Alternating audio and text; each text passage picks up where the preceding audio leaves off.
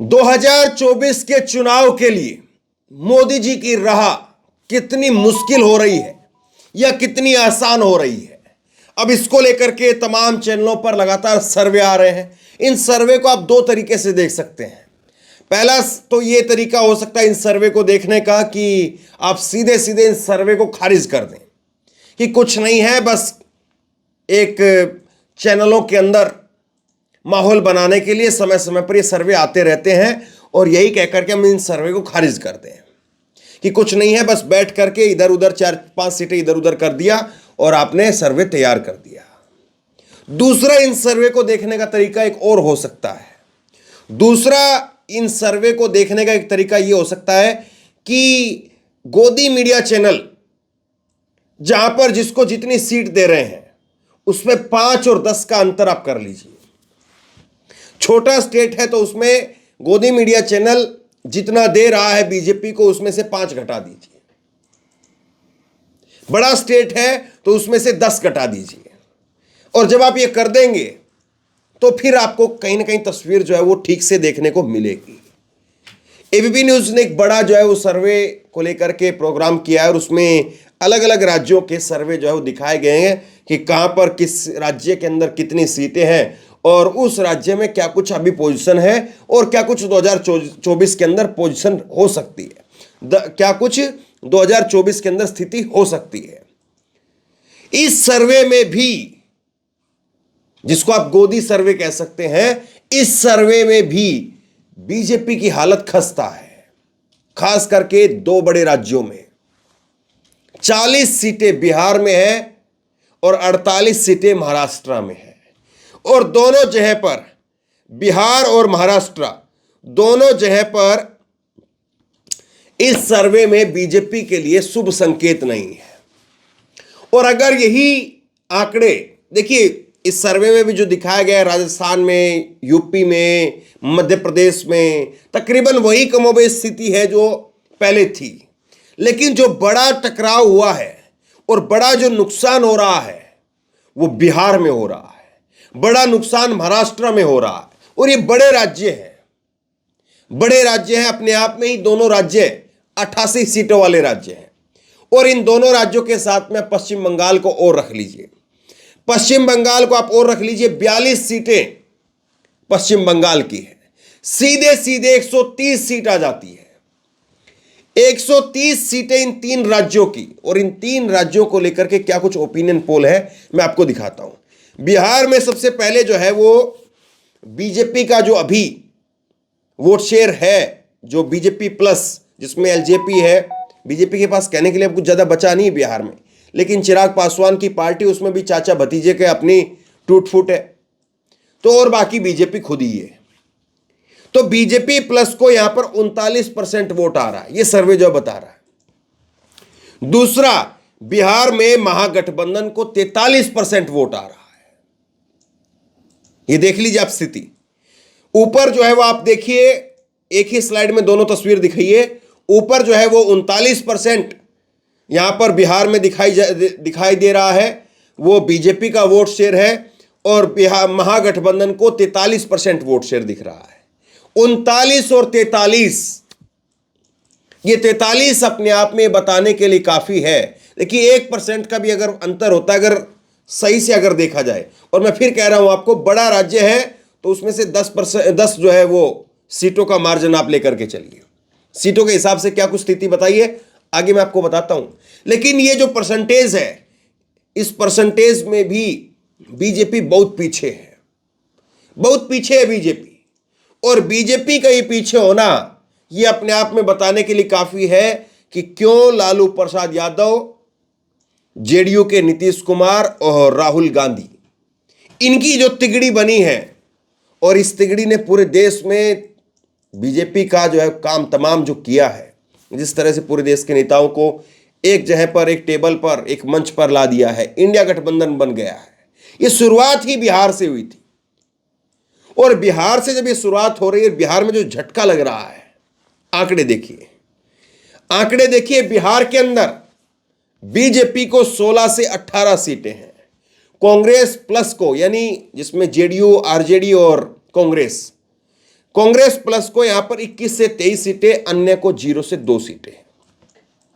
अन्य का वैसे 0 से 2 इन्होंने दिखाया, लेकिन मुझे नहीं लगता कि अन्य का कहीं पर कोई, निर्दलीय का कहीं पर कोई चांस रहेगा। सीधे तौर पर 2 ही वोट पड़ेंगे, एक इंडिया गठबंधन के लिए और एक एनडीए के लिए। एनडीए में मोदी है और इंडिया में अगर नीतीश कुमार को लाया जाता है या मल्लिकार्जुन खड़गे को बनाया जाता है, या और जिस तरह से अब कई बार चर्चाएं चलने लगी है मायावती जी के नाम की भी, तो अभी ये जो है वोट शेयर या सीटों का जो अंतर है वो और बढ़ सकता है। और अभी जो ये यहां पर ये अंतर दिख रहा है, देखिए पिछली बार सिर्फ एक सीट थी, सिर्फ और सिर्फ एक सीट थी विपक्ष के पास में। बीजेपी प्लस जेडीयू में 39 सीटें थी, 40 में से जहां पर पिछली बार सिर्फ एक सीट मिली विपक्ष को, इस बार की स्थिति आप देखिए 21 से 23 सीटें तो यहां पर एबीपी के पोल में ही दिख रही है। 21 से 23 सीटें एबीपी के पोल में दिख रही, इसका मतलब क्या है, अब 5 से 10 सीटें अगर आप लेकर के चलेंगे इसमें कम से कम, और तो यह मान करके चलिए कि 30 सीटों के आसपास महागठबंधन है और 10 सीटों के आसपास जो है वो इसमें थोड़ा बहुत इधर उधर हो सकता है, वो बीजेपी है। तो बीजेपी जहां पर 39 पर थी पिछली बार, वो बीजेपी प्लस बीजेपी गठबंधन वो 10 पर आकर के ठहर गया है। यह बिहार की सच्चाई है, यह बिहार का सर्वे है जो खुद एबीपी न्यूज भी इस बात को मान रहा है। और यही अगर झटका यहां से मिलता है तो ये दोनों तरफ हवा जाएगी। हवा जो है वो बंगाल में भी जाएगी बिहार की, और हवा यूपी में भी आएगी। वहां बंगाल में भी जो है वो इंडिया के लिए माहौल बनाने का काम करेगी और यूपी में भी माहौल बनाने का काम करेगी। दूसरा आ जाइए आप, जहां पर जोड़ तोड़ करके तमाम तरीके से अपनी अपनी कोशिशें की गई, महाराष्ट्र 48 सीटें हैं महाराष्ट्र के अंदर, और 48 सीटों में से बीजेपी को इस बार सिर्फ 19 से 21 सीटें बीजेपी प्लस। और बीजेपी प्लस में कौन कौन है, एकनाथ शिंदे है जो बगावत करके आए हैं, दूसरे अजीत पवार वो भी बगावत करके आए हैं, तीसरे हैं फडणवीस जो अंदर खाने इस बात की टीस लिए बैठे हैं कि मुझे मुख्यमंत्री नहीं बनाया। तो महाराष्ट्र में ये 19 से 21 का जो ये बीजेपी के लिए नंबर दिखाया गया है, और दूसरी तरफ आप देखिए कांग्रेस का 26 से 28 सीटों का नंबर। यह बताने के लिए काफी है कि कैसे इस बार जो बगावत है वो बीजेपी पर भारी पड़ी है, बगावत है वो एकनाथ शिंदे पर भारी पड़ी है, बगावत है वो अजीत पवार पर भारी पड़ी है। और ऐसे में बिहार में 3 नेता हैं, लालू प्रसाद यादव, नीतीश कुमार और राहुल गांधी। वहां पर भी 3 नेता हैं, शरद पवार यादव, शरद पवार के साथ में जो है वो उद्धव ठाकरे और राहुल गांधी, 3 नेता वहां पर भी है। तो 3 नेताओं की वहां पर एक तिगड़ी और 3 नेताओं की एक तिगड़ी यहां पर, और वो तीनों नेताओं की तिगड़ी ने बिहार में खेल बिगाड़ा और तीनों नेताओं की तिगड़ी में महाराष्ट्र में खेल बिगाड़ दिया। ये स्थिति जो है वो साफ तौर पर बता रही है कि यहां पर भी बिहार में भी तगड़ा झटका वो बीजेपी के लिए दिखाई दे रहा है। बीजेपी को यहां पर बिहार में भी तगड़ा झटका साफ तौर पर दिख रहा है, और यह जो झटका बीजेपी को यहां पर महाराष्ट्र में लगता हुआ दिखाई दे रहा है, यह झटका यहां पर जो दिख रहा है 26 से 28, 48 सीटों में से जानकार लोग ये कहते हैं कि कम से कम 35 से 38 सीट वो महाराष्ट्र में विपक्ष की आएंगी। बीजेपी वहां पर 10-12 सीटों पर सिमट जाएगी। जो ये 19 से 21 दिखाया है, मैंने आपको फॉर्मूला बताया ना, आप 5 से 10 सीटें कम कर दीजिए। जो चैनल ने दिखाया, गोदी चैनल ने दिखाया, उसमें से 5 से 10 सीटें कम कर दीजिए, आपके सामने वास्तविक तस्वीर आ जाएगी। और वास्तविक तस्वीर यह कहती है कि 19 से 21 सीटें, 19 से 21 सीटें अगर बीजेपी की दिखाई है तो मान करके चलिए 10 से 12 सीट यहां पर बीजेपी के लिए और 35 से 38 सीट कांग्रेस के लिए, विपक्ष के लिए। तो देखिए, जिन राज्यों में सूखा था, जिन राज्यों में पैर रखने के लिए जगह नहीं थी, उन राज्यों में आज सबसे बड़े पार्टनर के रूप में इंडिया गठबंधन निकल करके सामने आ रहा है। सबसे बड़े पार्टनर के रूप में इंडिया गठबंधन की तूती बोल रही है। अब आइए इसके बाद में पश्चिम बंगाल में, पश्चिम बंगाल का आप देखिए ममता बनर्जी का, पश्चिम बंगाल में अगर आप देखेंगे तो पश्चिम बंगाल का आंकड़ा बताता है बीजेपी वो जो है वो 16 से 18 पर है, कांग्रेस प्लस लेफ्ट वो 0 से 2 पर है, और टीएमसी यहां पर 23 से 25 है। तो मतलब कि इस सर्वे को मान लें तो विपक्ष यानी इंडिया गठबंधन यहां पर जो है वो 27 सीटों के आसपास है और बीजेपी यहां पर 16 सीटों के आसपास है। तो देखिए यहां पर भी कैसे खेला हुआ है।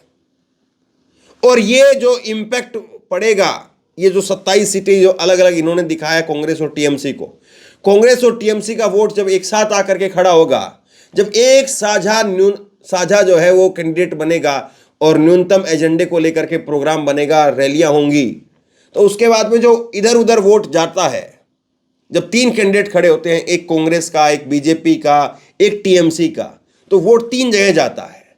वो ठीक बात है कि 40% वोट जो है वो बीजेपी को जाता है या 30% वोट बीजेपी को जाता है, 50 से 60% वोट जो है वो इधर चला जाता है टीएमसी के पास में, और कांग्रेस के पास में वही 8-10% का वोट शेयर आता है। एक सीट की पर्टिकुलर मैं आपको बताने की कोशिश कर रहा हूं। तो वैसे में अब मामला सीधा ये बच जाएगा कि कम से कम 60%, 70% वो सीधा एक मुश्त इंडिया गठबंधन को, और बीजेपी के लिए 25 से 30%। तो ये जब आंकड़ा जब निकलेगा इस तरह से, तो जीत किसकी होगी, उस सीट को किसके खाते में डाला जाएगा, आपके सामने है। अब इसके बाद में देखिए तेलंगाना में 17 सीट है, बीजेपी को 1 से 3 सीटें आ रही है। नुकसान हो रहा है बीजेपी को यहां पर भी। कांग्रेस को फायदा हो रहा है, 9 से 11 सीटें हो रही, 4 सीटें अभी थी। बीआरएस को भी नुकसान हो रहा है, 3 से 5 सीट पर आ गई है, और अन्य जो है वो 1 से 2 पर दिख रहा है। तो यहां पर कांग्रेस के लिए अच्छी स्थिति है। पंजाब में अगर आप देखेंगे तो पंजाब में बीजेपी के लिए वही 0 से 2 की स्थिति है, और कांग्रेस के लिए 5 से 7 की स्थिति है, और आम आदमी पार्टी के लिए 4 से 6 है, और अकाली दल 0 से 2 है। देखिए एक अच्छी बात यह है कि इस बार यहां पर पंजाब में जो वोट दिख रहा है, कांग्रेस के तो पिछली बार भी 8 सांसद जीत करके आए थे पंजाब में, तो इस बार भी 5 से 7 यानी वही 7-8 जीत करके आ रहे हैं, ये दिख रहा है। और बीजेपी और अकाली दल का जो वोट है वो खत्म हो गया है। बीजेपी और अकाली दल का वोट खत्म होकर के वो वोट आम आदमी पार्टी और कांग्रेस में जाकर के, और दोनों की ही सीटें आ रही हैं। तो ये भी हो सकता है, देखिए आप 0-0 सीट पर भी, यानी 13 की 13 सीटें भी वो इंडिया गठबंधन में यहां पर आ सकती, पूरा राज्य जो है वो इंडिया गठबंधन की तरफ जा सकता है, ये स्थिति है। और इसके बाद में आप अगर देखेंगे पश्चिम बंगाल के बाद में जो राज्य है चिंता पैदा करते हैं जो, वो है छत्तीसगढ़ में आप देखेंगे तो कांग्रेस की अभी भी वही हालत है, 0 से 2, और बीजेपी की वही पोजीशन है 9 से 11। यहां पर जो है वो कांग्रेस जो सामने सामने की लड़ाई है उसमें अच्छा नहीं कर पा रही है। इसी तरह से राजस्थान को आप देखेंगे तो राजस्थान में भी अभी वही हालत है। राजस्थान में भी बीजेपी वही 23 से 25 पर है, कांग्रेस 0 से 2 पर है। तो यहां पर जहां पर सीधी टक्कर है वहां पर बीजेपी जो है वो अच्छा, कांग्रेस जो है वो अच्छा नहीं कर पा रही है, ये आंकड़े यहां पर बता रहे हैं। और इसके साथ साथ जो है वो आप अगर नजर डालेंगे मध्य प्रदेश में, तो मध्य प्रदेश का आंकड़ा भी बताता है कि मध्य प्रदेश में भी वही 29 सीटों में से 27 से 29 बीजेपी की तरफ जा सकती है, और 0 से 2 जो है वो कांग्रेस की तरफ जा सकती है। यानी जहां पर बीजेपी और कांग्रेस के आमने सामने की लड़ाई है वहां पर कांग्रेस अभी तस्वीर बदल नहीं पा रही है। और दक्षिण भारत की अगर बात करें तो वहां पर कांग्रेस का दमखम दिखता है, या जहां पर कांग्रेस गठबंधन में है वहां पर कांग्रेस अच्छा कर पा रही है, या कांग्रेस के साथ में और दूसरी पार्टियां जो अच्छा कर पा रही है। बिहार में भी अच्छी पोजीशन है, पिछली बार 1 सीट आई थी कांग्रेस की, इस बार अच्छी पोजीशन है। महाराष्ट्र में भी अच्छी पोजीशन है, 26 से 28 सीटें आ रही हैं। तो ये स्थिति जो दिखाई दे रही है यहां पर, अब सवाल ये है कि पिछली बार बीजेपी को राजस्थान में, मध्य प्रदेश में, उत्तर प्रदेश में, हरियाणा में, वहां पर तो फुल सीटें चली गई थी। अब उससे ज्यादा सीटें जाएंगी क्या? मैं यही तो कह रहा हूं कि कई लोग कह रहे हैं कि मंदिर के नाम पर बहुत सारा वोट आएगा। तो मंदिर के नाम पर इन राज्यों के लोग 2 बार वोट थोड़ी ना कर सकते हैं। एक आदमी का वोट है, वो एक आदमी ही वोट दे देगा। तो पिछली बार की जो स्थिति है उससे ऊपर तो नहीं जा रहा है, उससे अगर नुकसान हो रहा है कुछ तो नीचे ही आने का हो रहा है। और दूसरी बड़ी बात यह है कि बाकी बिहार में, महाराष्ट्र में, तेलंगाना में, कर्नाटका में, पंजाब में, पश्चिम बंगाल में, वहां पर जो है वो जबरदस्त तरीके से नुकसान हो रहा है। कुछ राज्य ऐसे हैं जैसे यूपी, हरियाणा, पंजाब, यूपी, हरियाणा, मध्य प्रदेश, राजस्थान, गुजरात, तो ये राज्य तो पहले भी पूरे पूरे उतरे हैं बीजेपी के लिए। तो अब ऐसे तो है नहीं कि हरियाणा में 10 सीटें हैं तो 12 मिल जाएंगी, वहां पर 10 हैं तो 10 ही तो मिलेंगी। और 10 में से भी इस बार जो है वो कुछ ना कुछ, जिस तरह से किसान आंदोलन हुआ, फिर उसके बाद में महिला पहलवानों वाला मुद्दा हुआ, गांव देहात से ये लड़कियां आती हैं और जाटों के नाम पर जिस तरह से सोशल मीडिया पर हम देखते हैं लहर है, तो वो चीज़ें कहीं ना कहीं सीटों में भी दिखेंगी। तो 2 सीट का, 3 सीट का कितना नुकसान होता है बीजेपी को, कुछ ना कुछ तो नुकसान होगा ही। राजस्थान के अंदर भी बीजेपी सरकार जरूर बनाई है, लेकिन कांग्रेस वैसे खत्म हालत में नहीं गई जैसे पहले चली गई थी 2013 में। तो ये दिखा रहा कि हाँ, सरकार जरूर जो है वो कांग्रेस की चली गई, लेकिन फिर भी अपना दबदबा तकरीबन कायम रहा। एक सम्मानजनक हार हुई है। तो कुछ सीटों पर मान सकते हैं कि वहां पर 2 सीटें आए, 4 सीटें आए, 6 सीटें आए, 8 सीटें आए, तो कुछ न कुछ सीट वहां पर भी मान सकते हैं। तो ये सारी चीज है, जहां पर आप मजबूत थे वहां पर भी कुछ न कुछ आपका नुकसान हो रहा है, और जहां पर इस बार इंडिया गठबंधन में आपने तोड़फोड़ की, वहां पर तो जबरदस्त तरीके से लुटिया डूब रही है। तो ऐसे में तस्वीर पूरी तरह से साफ साफ दिखाई दे रही है कि बीजेपी को अगर बड़ा झटका कल को लग जाए तो आप हैरान मत होइएगा। बहरहाल आप बताइए, ये एबीपी न्यूज के आंकड़े थे और मैंने पहले शुरुआत में ही कहा कि इनको आप या तो खारिज करने की दिशा में देख सकते हैं कि हम इन पर बात ही क्यों कर रहे हैं, या इन आंकड़ों को थोड़ा सा चतुराई के साथ में अगर आप देखेंगे तो कुछ न कुछ इन आंकड़ों से निकल सकता है। आप क्या सोचते हैं नीचे कमेंट बॉक्स में लिख करके जरूर बताइए, और इसी तरह की तमाम खबरों के लिए ऑनलाइन न्यूज इंडिया को सब्सक्राइब कीजिए, साथ में जो बेल आइकन है घंटी उसको जरूर दबाइए, ताकि जैसे ही कोई खबर अपलोड करें उसकी नोटिफिकेशन सीधे सबसे पहले आपको मिल सके। अगर ये वीडियो फेसबुक पर देख रहे हैं तो फेसबुक पर हमारे पेज को लाइक कीजिए, फॉलो कीजिए और इस खबर को शेयर कीजिए। आपका बहुत बहुत धन्यवाद।